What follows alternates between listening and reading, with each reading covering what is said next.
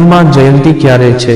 12 કે 13 એપ્રિલ. જાણો તારીખ, શુભ મુહૂર્ત અને ધાર્મિક મહત્વ. હિન્દુ ધર્મમાં હનુમાન જયંતીનું વિશેષ મહત્વ છે. આ દિવસ બજરંગબલીને સમર્પિત છે. હિન્દુ પંચાંગ મુજબ હનુમાન જયંતી દર વર્ષે ચૈત્ર મહિનાની પૂર્ણિમાના દિવસે ઉજવવામાં આવે છે. હિન્દુ ધર્મમાં હનુમાન જયંતીનું વિશેષ મહત્વ છે. આ દિવસ બજરંગબલીને સમર્પિત છે. સાથે જ આ દિવસને હનુમાનજીના જન્મોત્સવ તરીકે ઉજવવામાં આવે છે. બજરંગબલીને શક્તિ, ભક્તિ અને સેવાનું પ્રતીક માનવામાં આવે છે. હિન્દુ પંચાંગ મુજબ હનુમાન જયંતી દર વર્ષે ચૈત્ર મહિનાની પૂર્ણિમાના દિવસે ઉજવવામાં આવે છે. માન્યતા છે કે જે વ્યક્તિ આ દિવસે વ્રત કરીને હનુમાનજીની પૂજા કરે છે, તેની બધી મનોકામનાઓ પૂર્ણ થાય છે. સાથે જ કષ્ટોથી મુક્તિ મળે છે. આ વર્ષે હનુમાન જયંતી ક્યારે મનાવવામાં આવશે? તો આવો જાણીએ આ વિડીયોમાં પૂજાની તારીખ અને શુભ મુહૂર્ત. અને જો મિત્રો તમને અમારો વિડીયો ગમે તો લાઈક, શેર, સબસ્ક્રાઇબ કરો.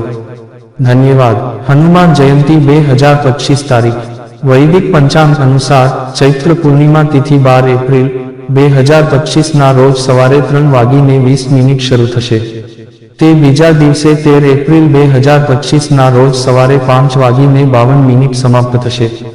ઉદયાતિથિ પ્રમાણે 12 એપ્રિલના રોજ હનુમાન જયંતીની ઉજવણી કરવામાં આવશે. હનુમાન જયંતી શુભ મુહૂર્ત. આ વખતે હનુમાન જયંતી પર પૂજા માટે બે શુભ સમય બની રહ્યા છે.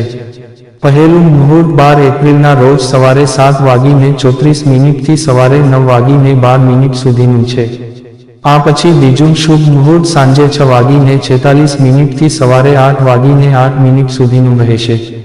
હનુમાન જયંતીનું ધાર્મિક મહત્વ. ધાર્મિક ગ્રંથો અનુસાર હનુમાનજી જ એકમાત્ર એવા દેવ છે જે આજે પણ પૃથ્વી પર છે. તેથી હનુમાન જયંતીના દિવસે બજરંગબલીની પૂજા કરવાથી બળ અને બુદ્ધિ આવે છે. તેમજ તમામ મનોકામનાઓ પૂર્ણ થાય છે. હનુમાન જયંતી આ રીતે ઉજવી શકાય છે.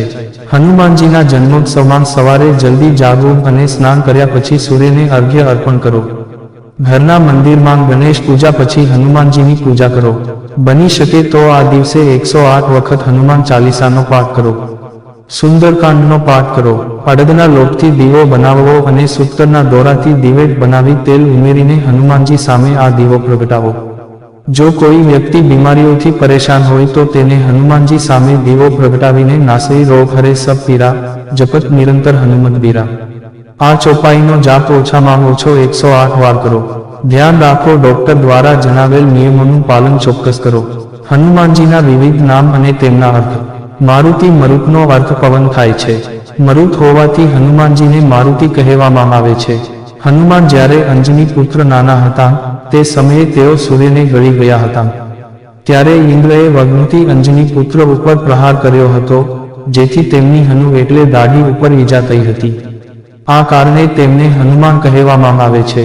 બજરંગ બ્રહ્માજીના વરદાનથી તેમને વજ્ર સમાન શરીર પ્રાપ્ત થયું છે. હનુમાનજી ઉપર વગ્નિની પણ અસર થતી નથી. આ કારણે તેમને બજરંગ કહેવામાં આવે છે. શ્રીરામને સમર્પિત હનુમાનજીનું જીવન. હનુમાનજીએ પોતાનું જીવન શ્રીરામને સમર્પિત કર્યું છે. તેઓ દરેક ક્ષણ શ્રીરામની ભક્તિમાં લીન રહે છે. હનુમાનજીએ શ્રીરામની મિત્રતા સુગ્રીવ સાથે કરાવી, લંકામાં સીતા માતાની શોધ કરી, લંકા દહન કર્યું, સંજીવની બુટી લાવીને લક્ષ્મણના પ્રાણ બચાવ્યા. હનુમાનજીના આ કાર્યોના કારણે શ્રીરામ પોતાને હનુમાનજીના ઋણી માને છે. હનુમાનજી અષ્ટચિરંજીવીઓમાંથી એક છે એટલે તેઓ હંમેશા જીવિત રહેશે. હનુમાન જયંતીના દિવસે કરો આ કામ. હનુમાનજીના ભક્તોએ હનુમાન જયંતીના દિવસે સવારે વહેલા ઉઠીને સ્નાન અને ધ્યાન કર્યા પછી લાલ કે પીળા રંગના કપડાં પહેરવા જોઈએ.